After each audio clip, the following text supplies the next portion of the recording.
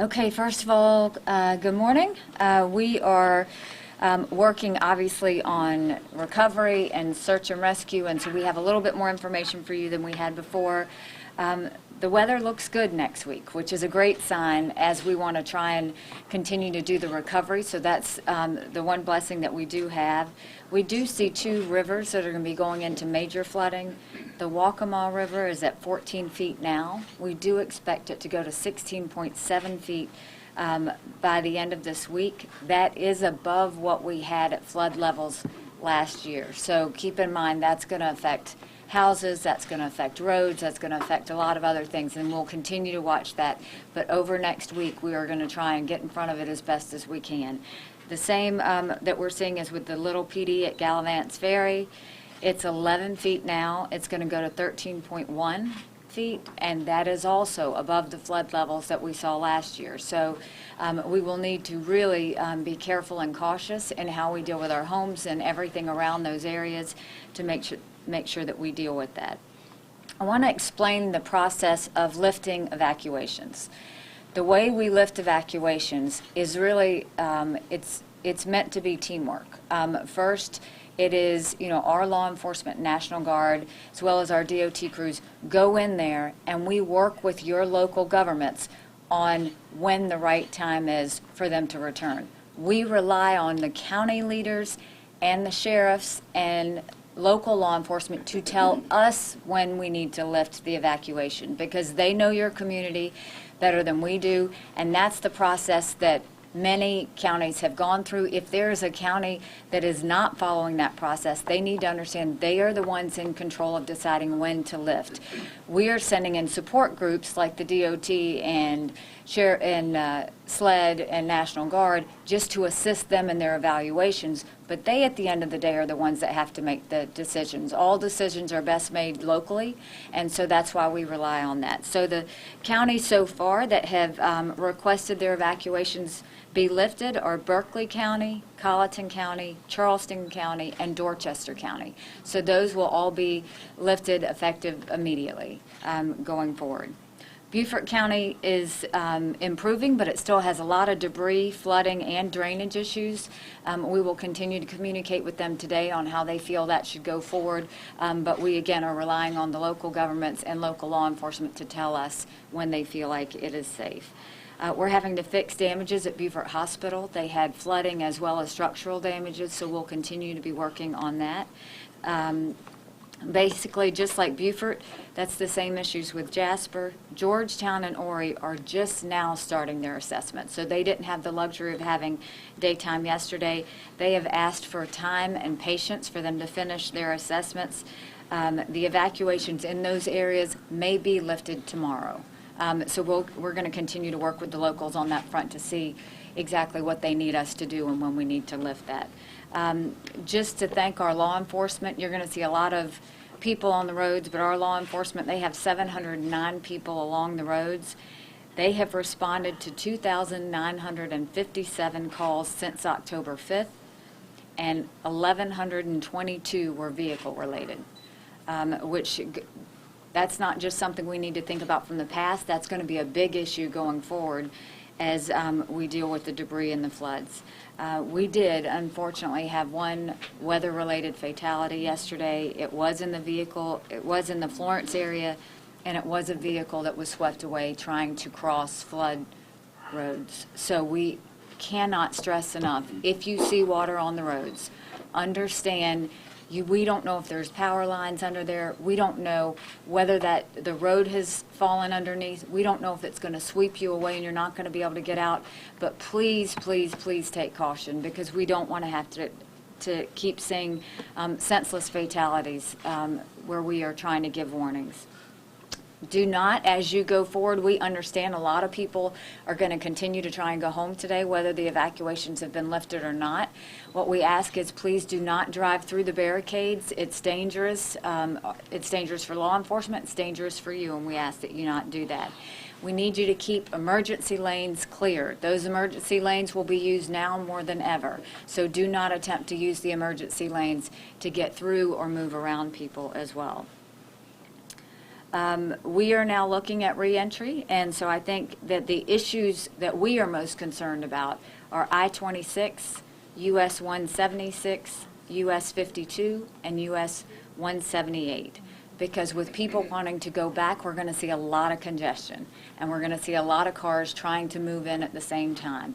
Patience, patience, patience. That's the only way we're going to get through this as we go forward. We are setting up line patrols along those routes to clear the issues, but what we do want you to remember is, along with patience, fuel up, have your water, have your necessities that you need, be prepared that there could be lines going into those areas, and so we want to make sure that you have all the necessary supplies that you need to move forward. In terms of our roads, that's the big issue of the day in terms of closures and when things will reopen, so I'm going to turn it over to Secretary Hall to give you that update. Thank you, Governor. With regards to road conditions in South Carolina, all of our interstates have been returned to service, so all of our interstates are open in South Carolina, including I-95, continuous throughout the state. We are currently working our major U.S. and SC routes, our primary roads, to get those restored to service as quickly as possible. Our operations are from the 95 area pushing towards the coast, along with National Guard and local fire departments and others to try to get the roads reopened. We're doing what we call the first push, which is basically cutting the trees out of the road and pushing them to the side, so you'll see a lot of debris on the shoulders. But the roadways, once we return them to service, will be safe for to drive through. Just be aware there'll be some debris on the shoulders, so expect that and drive carefully. Our bridge inspections were underway yesterday. As you know, we returned the Ravenel Bridge to service late last night. We're currently doing bridge inspections today to ensure that our bridges will be safe and ready to receive the traffic whenever the roadways are clear. We are currently on site looking at the Harbor River Bridge, US 21 in Beaufort. There was some washout underneath the structure of that bridge, and we're out there actually looking at it now and determining if we can make temporary repairs to return it to service. We just would like to reiterate what the governor mentioned, and that's be patient. There'll be a lot of signals that are out in the area because there's no power, and please pay attention to local law enforcement and their directions with regards to mobility. Again, there's a lot of debris in some of these areas, so your normal routes you may not be able to use. Just be patient and pay attention to the local authorities. Thank you. Did you want to talk about the bridges on Hilton Head as well? Yes, we have inspected the bridges in the Hilton Head area.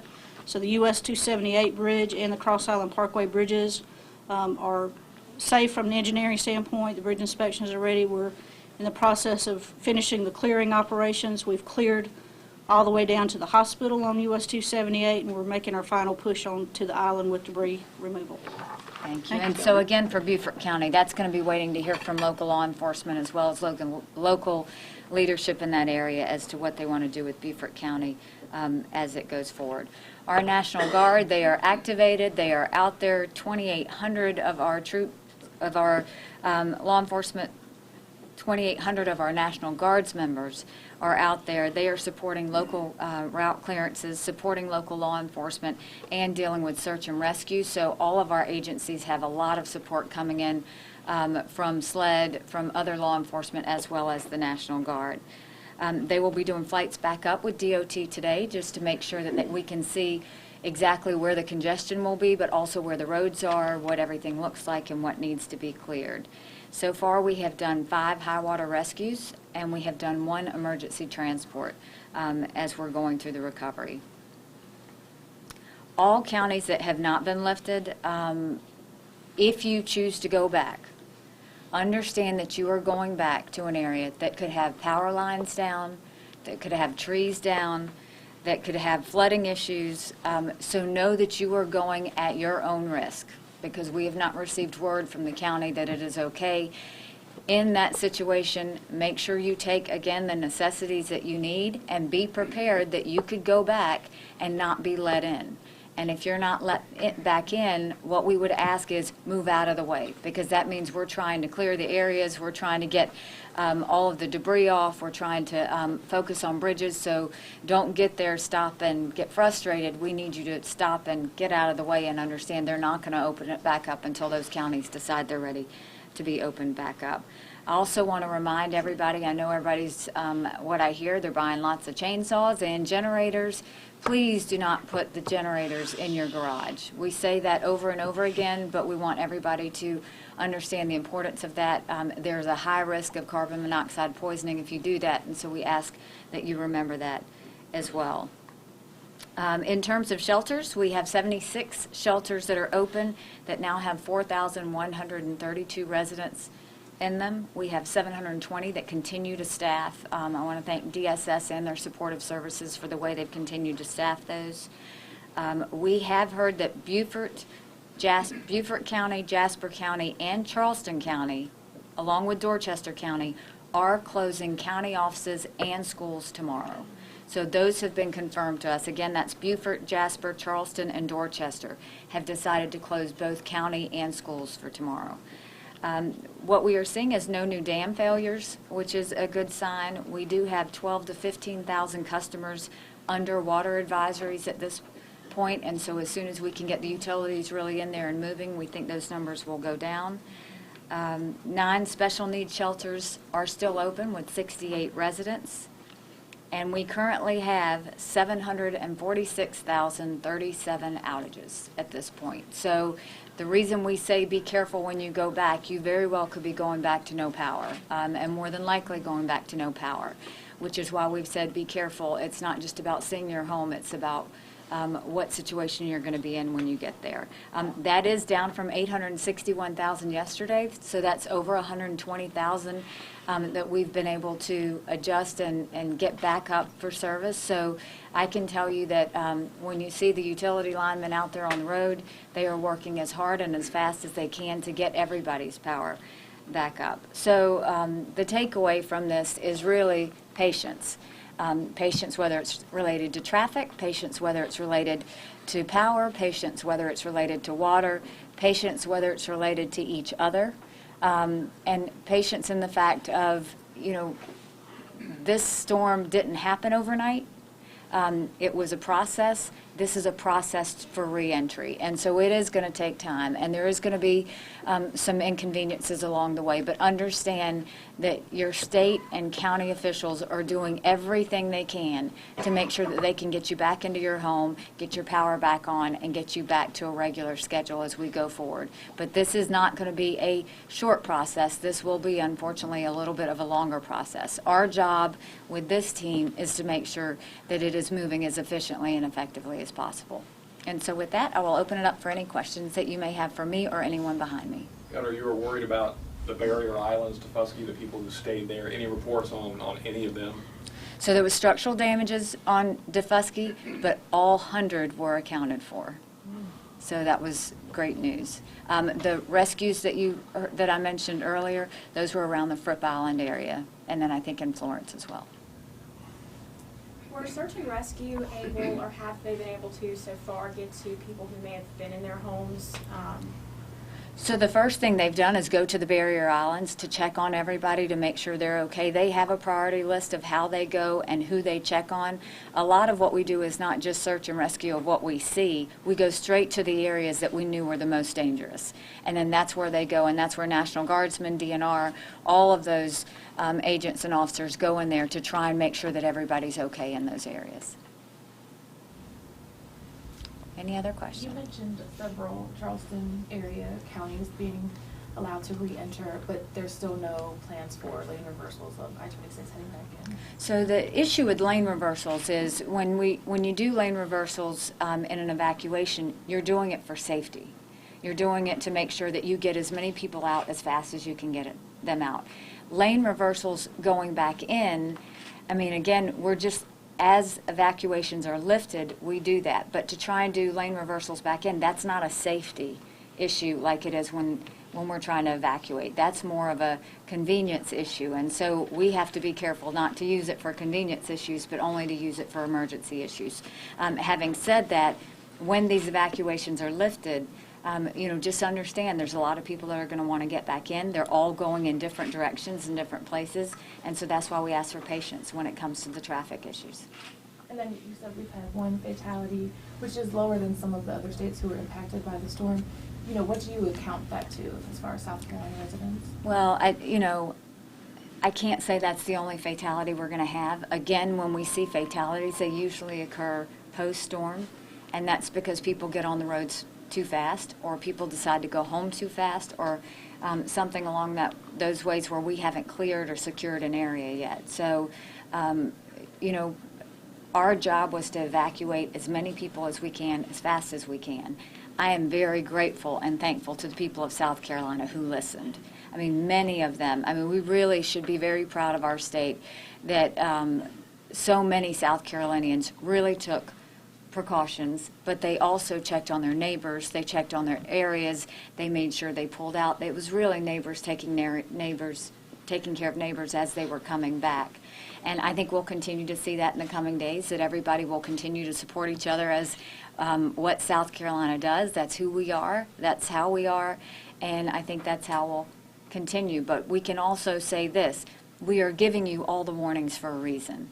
And so please don't ever think you're not subject to a warning or a precaution, because those we give you because we don't want to see the fatalities. We don't want to see those things happen. And so we're trying to keep people as safe as we can. But from a South Carolina standpoint, I can tell you that the citizens of South Carolina could not be and should not be more proud than we are today. Because when we look at pre-storm leading up to it, the lane reversals, getting people out and having so many people evacuate and take cover, from our shelters being staffed to all of the law enforcement agencies as well as National Guard and DOT crews, everybody was on it. Everybody was on it. This was Team South Carolina once again at her best, and I think that if you see any public servant in the next few days, please thank them, because they left their families to do this. They left their own homes to do this, and we can't say enough to say, what a difference the people on the ground made in making this all work well.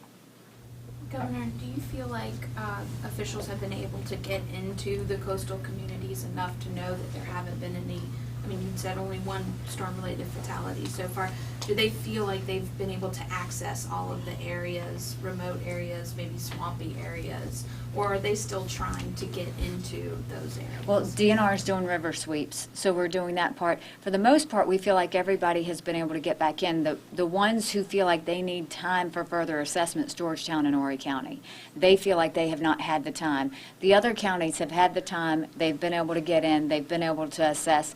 A lot of times, there's different instances in different counties. So you could have more power lines down. You could have debris that is literally blocking roads. You can have things like that. So that's why we allow the locals to make that decision on when to lift the evacuation. Also schools, I know your order only covered through Friday. What about other schools? Are you leaving it up to school districts in the Midlands? So now at this point, what we have always asked is that schools and county offices work together on closures. If a county office closes, we ask the schools to close. But now those school districts need to make those decisions based on their area. Our goal was to ask those to close really for the evacuation purposes of not having bottlenecks.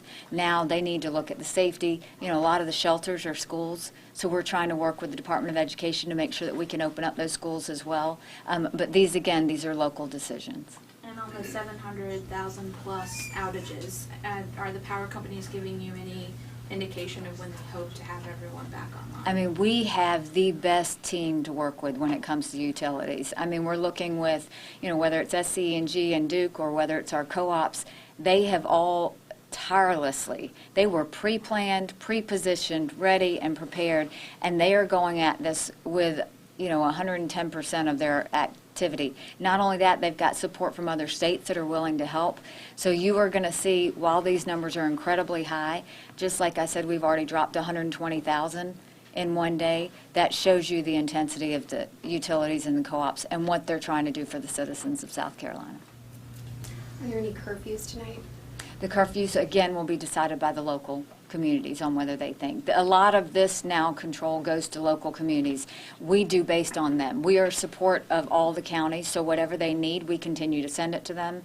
Whatever they have problems with, we'll continue to do, whether it's additional security, whether it's search and rescue, whether it's just making sure if they're having issues in shelters, things like that. We will continue to rely heavily on the local communities to tell us what they need going forward. And have you had a chance to get out and survey the damage yourself yet? So I'll be doing that tomorrow. We'll be out there and we'll look and see exactly what we're looking at. We have seen lots of pictures this morning in our agency meeting. We basically looked at every area and the pictures from every area. That, you know, DNR had great pictures and National Guard had pictures because they'd been on the ground. Same with DOT, and so we were able to look at what those are. But I will be able to actually go see everything tomorrow. All right, thank you very much. This will be the only news conference of the day today, and we will follow up with you again tomorrow. Thank you.